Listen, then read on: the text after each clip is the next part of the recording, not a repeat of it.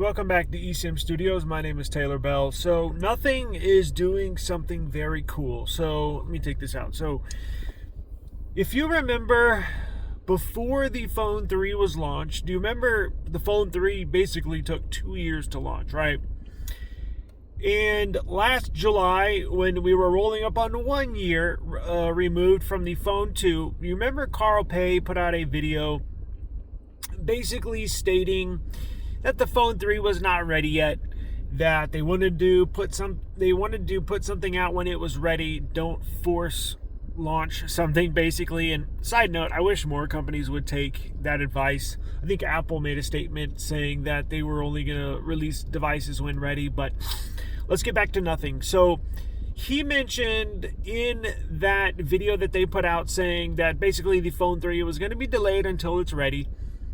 He also mentioned that there was, in the future, that there will be a new OS, basically a new, how AI would shape the operating system worlds, specifically Android, but probably all operating systems in the future, right, at some point. Well, we kind of all agreed, and I even made a video about it. Yeah, that sounds about right, but that was it, right? There was nothing more information on that. He just made a general statement that was relatively true.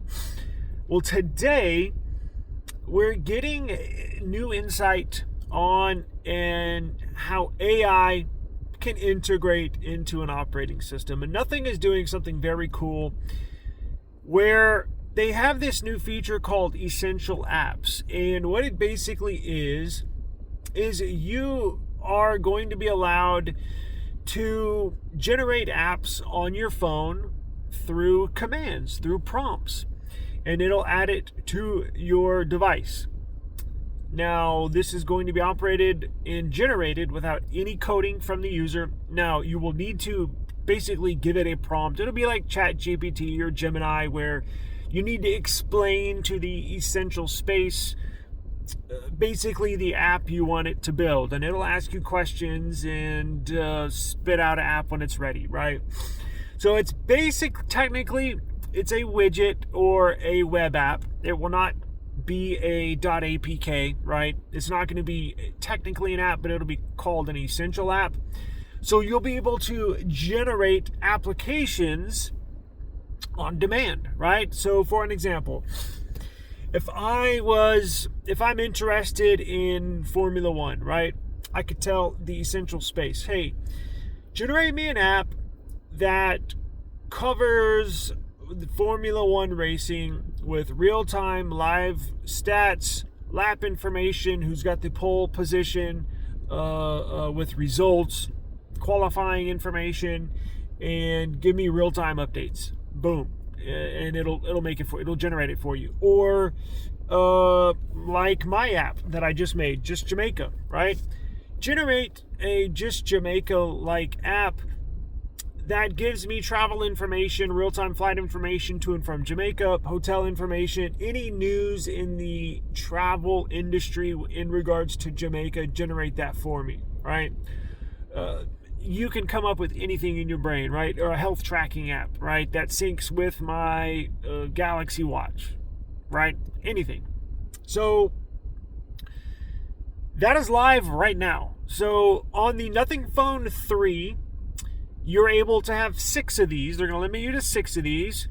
And on the Nothing Phone 2, they're only limiting you to 2 of these custom apps. Now, you can delete one and add another if you want to, if you find a new one that you want to use, right? In the future, I think there will not be any limits. I think they're limiting it right now just because they don't want their servers to get overloaded. And there was no new news and or information if you have a Phone 3A or Phone 2A or the CMF phone, whatever. There was no information on that. All I have is Phone 3, you can have up to 6 custom apps. Phone 2, up to 2 essential apps. And they're calling it essential apps, right? Now, moving on into the future, Nothing has something even bigger up their sleeve. And this is why I like Nothing. I support Nothing. Now, the Phone 3, probably the ugliest phone I've ever seen. skipped it this year. Now, not to say I'm not going to get the phone for the next year. If it looks halfway decent, I'll buy it. But let's get back to the topic. So they make ugly phone. They made an ugly flagship phone, but their operating system is very cool. If you've never used a Nothing phone, Nothing OS is really nice. It's really cool. You can actually, when you first set it up, you can either choose the Nothing OS theme or you can choose the Google Pixel theme, like a stock Android. It's really cool. But I think Nothing is going to change the name of their operating system from Nothing OS. I think they're going to name it Essential OS. Now, you're not going to see this. This is in the works currently. You're not going to see this. The launch is not expected until 2027. So we're still 2 years away, basically 2 flagships away. So I think this is going to launch with the, Nothing Phone 5. It'll launch with a new OS called Essential OS. And now, what this Essential OS is, this is really cool. It's like the Essential apps on steroids. So it's going to be an operating system, and this is why I mentioned at the very beginning of the video, where Carl Pei sort of has this vision of how AI is going to implement into operating systems. Because right now, it's just our operating systems are just kind of sprinkled with AI, right? So basically what it is a couple apps here, a couple apps there. It's nothing crazy, right? We've just barely dipped our foot in our toes in the AI ocean, right? Well, I think Nothing OS, which will transform into something called Essential OS in 2027, is going to change the game. And I think they're going to be the leaders in this new wave, this new era of AI operating systems. And what I mean by that is, Nothing is working on, and this is what you're going to see with Essential OS with the Nothing Phone 5 in 2027, an operating system that's tailored and or custom to you, the user. So let's say you unbox the Nothing Phone 5, you order it from Nothing, you get the phone in, and you turn it on for the first time. It's going to ask you a bunch of questions. And what it's going to do is tailor the operating system to you.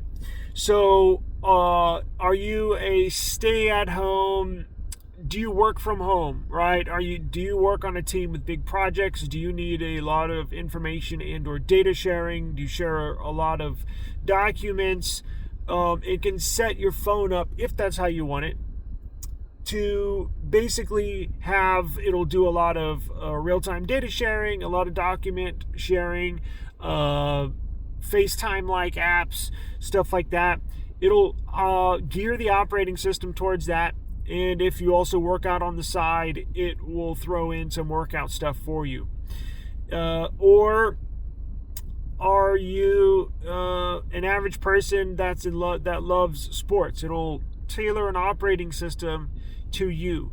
So it's basically, they're not just giving you a phone with an operating system and then you download apps and widgets and customize your home screen to how you like it.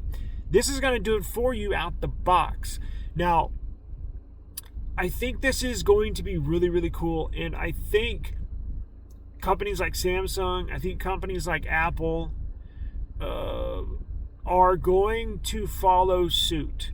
So I think Nothing with this new Essential OS that's coming out in 2027, I think they're going to be the leaders in the way operating systems are going to mold them around you, the end user, because that's what creates a better user experience. That's what creates and or integrates artificial intelligence into your operating system. Because what do you really need it to do? It's convenience, right? You want it to give you information that up front and center that you don't even have to search for. It knows you're going to want the Formula One results on Sunday morning, right? It's going to know you want the Kansas City Chiefs scores. It's going to know you work out every Monday, Wednesday, and Friday at 6 a.m. So it's going to get your diagnostics ready, all your workout stuff ready for when you wake up. It's going to make your life, the end user, easier instead of you having to program the phone or open up your workout application when you get to the gym at 6:15, it's going to have everything ready for you before you even know it. So when you get to the gym, everything will be ready to roll. Sunday morning when you wake up, hey, Lewis Hamilton won the F1 race, or Patrick Mahomes threw 4 touchdowns and 400 yards, right?